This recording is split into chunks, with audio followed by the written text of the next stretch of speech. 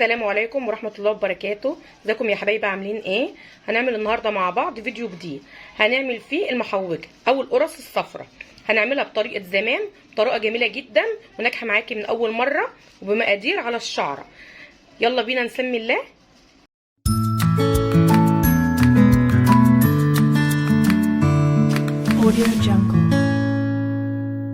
بسم الله الرحمن الرحيم. معايا اول حاجة خالص نص كيلو من الدقيق، بحط عليه شعرة ملح، ومعايا معلقه كبيره من بيكنج باودر او كيك شيف اللي موجود عندك اهي، ومعايا كيس فانيليا، دي نص كوبايه من التحويجه بتاعه المحوجه، دي بتيجي من عند العطار. اقلب ده كده كلته كده مع بعض، بحط معلقتين او 3 كده جوز الهند حسب ما انت بتحبيها، وانت مش حباها بتستغني عنها عادي برضو.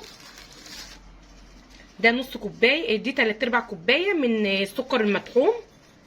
طبعا انا نخلاه برضو عشان ما يبقاش فيه اي تكتلات، وانا بطحنه معايا بحط عليه معلقه من النشا واطحنه عشان طبعا ايه وانا بعمله ما يعملش مني من قلب الكبه، وفي نفس الوقت برضو النشا بيخليه ناعم معايا. بقلب كده المكونات دي كده كلها مع بعض. معايا طاسه على النار، حاطه في قلبها 3/4 كوبايه من الزيت بنفس الكوبايه اللي احنا معايرين بيها، ودي نص كوبايه من السمنه.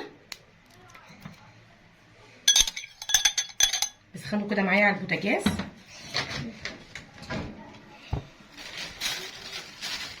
معايا طبعا فلفل من الابيض، حط 3 معالق كده كبار عشان يتحمصوا معايا، بقى ريحته حلوه قوي.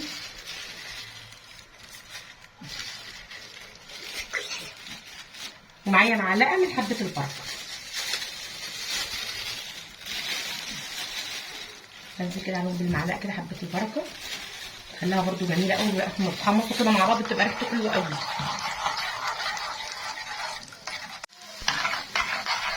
بدأوا يتحمصوا كده معايا بقى ويطلعوا الريحه، ريحه جميله قوي.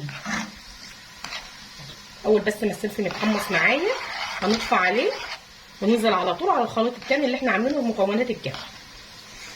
كده الخليط بتاعه بعد ما احمر ما بيكملش معايا 5 دقايق اصلا على البوتاجاز، بنزل بيه كده على طول كده وهو سخن.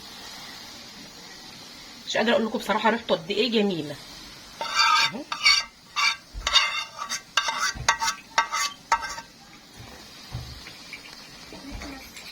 اقلب بقى كده على طول. هبدا بقى كده اقلب بايدي كده بس خالص كده لحد ما اتاكد ان الدقيق كلته اتشرب من الخلطه اللي احنا عاملينها من السمنه وحبه البركه والزيت وكله. طبعا هو سخن، اهم حاجه الحاجه اللي انا حاطه فيها وبقلب فيها ابقى عارفه ان هي تستحمل ايه الحراره بتاعتنا. نزلت عليه ب3/4 كوبايه، برده الكوبايات كلها معياريه، كوبايه واحده 3/4 كوبايه من العسل الاصفر، وابدا الم كده العجينه بقى بايديا زي ما انتم شايفين كده.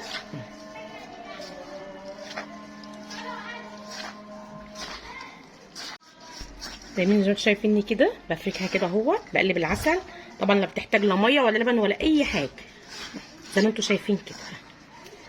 اهم حاجه لما امسك حته في ايديا اتك عليها اضغط عليها كده اللي هي ايه جمدت معايا كده زي ما انتم شايفين، وما فرولها كده تفرول معاكي كده. خلاص جهزت كده معايا المحوجه. نجيب صينيه بقى معانا ندهنها زيت او سمنه ونحطها فيه. يلا كده مع بعض. دهنت طبعا معايا صينيه بنقطه زيت او سمنه، نزلتها كده ببططها معايا اهوت. طبعا الحته بقى اللي عامله اللي عايزينها كلها سوا بعض، الحته العاليه ناخد من هنا ونحط هنا. النشابه برده كده اهو تفردها كده اهو معايا عشان تبقى كلها سوا واحد. طبعا انا مولعه معايا الفرن.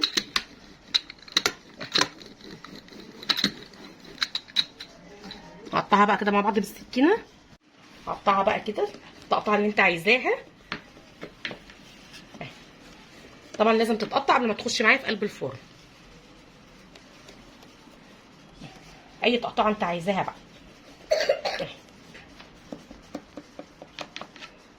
زي ما انتم شايفينها كده. نخلص تقطيع يلا وندخلها مع بعض الفرن، وبعد ما تطلع نوريكم شكلها بقى عامل ازاي. طبعا انا كنت مسخنه الفرن قبلها، بتبقى درجه الحراره وسط، بدخلها كده في الرف الوسطاني، بتقعد لها حوالي بتاع نص ساعه، ونطلعها بقى ونشوفها بعد ما نطلعها. بعد ما طلعت معايا بقى كده من الفرن مكملش معايا نص ساعه. وطبعا بعيد بقى تقطيع كده تاني اللي كنت مقطعاه، لازم طبعا اعيد عليها تقطيع قبل ما تلحق تبرد معايا اهو. انتم شايفين كده سكينه حاميه بقى.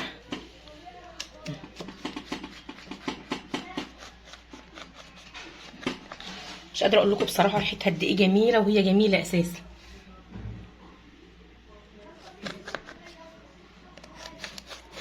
طبعا بعد ما خلصتها تقطيع كده بسيبها بقى تبرد معايا، وبعد ما بتبرد نطلع حتتين بقى كده مع بعض ونشوف.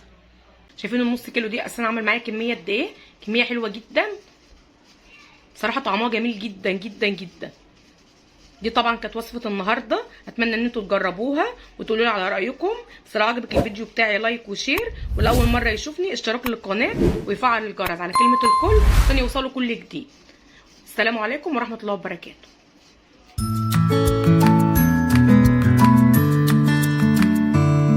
Audio Jungle.